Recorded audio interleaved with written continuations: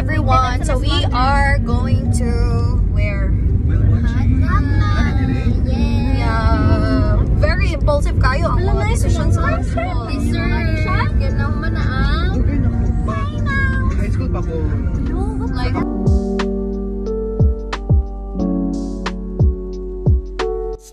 so guys, sa Garcia Hernandez na niya siya. Hometown pa niya siya sa mga isa ka classmate, pero wala siya kakuyog. And padulong mi sa isa ka river, Manaba River if I'm not mistaken. And nice siya, as in nice siya kayo. Makita na ninyo niya what it looks like. So mo ni siya ang Manaba River. So very pretty kayo siya guys, kay tanawa, happy kayo ang bata.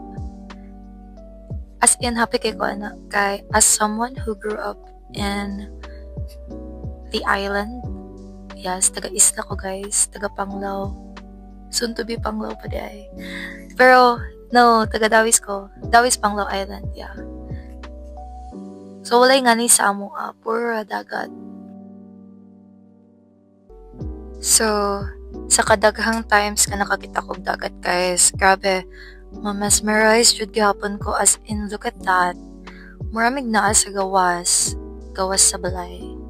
Joke, sa kuan gawas.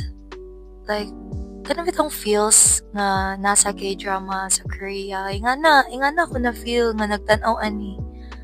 It's so pretty and kini siya padung na ni siya sa hagna. Or hagna naman ata ni, if I'm not mistaken good. Nag-video ako ani, and wala ko ka-remember if asa gid ni. So, among mga forma, wa nagyud mamao. Pero tinag yung kalkaga sa mga buhok because nag-open air me. Pero sige lang. Unya, nagpahuway mi kariyot, Lavina.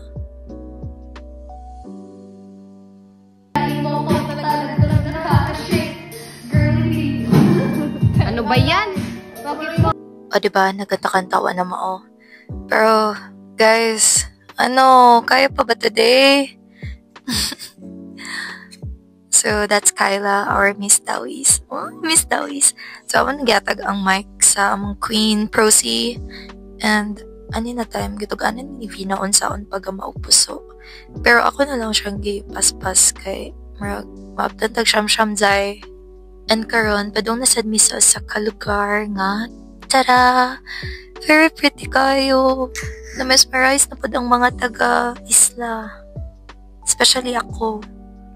Na murag di na gid mo undang og sige video. Sama na sila ako mga classmates. Nakini bitaw, wa dyan mi kasabot ni Clyde sa among buhaton ani. Sige raman mi katawa ani. Walay result kay ambot wala man niya gipasa. So tanawa mo kauban nga si Ed Kaluwa guys.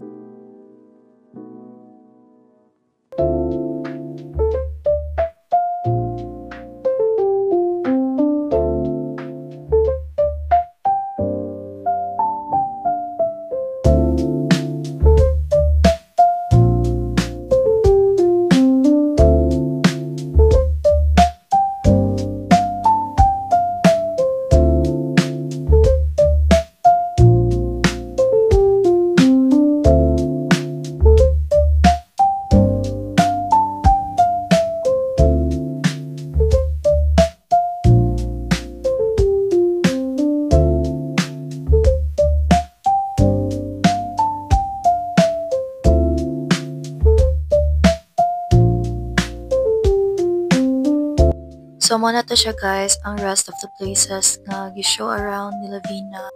Thank you Vina, Procy, and Lorraine for showing us the beauty of Hagna.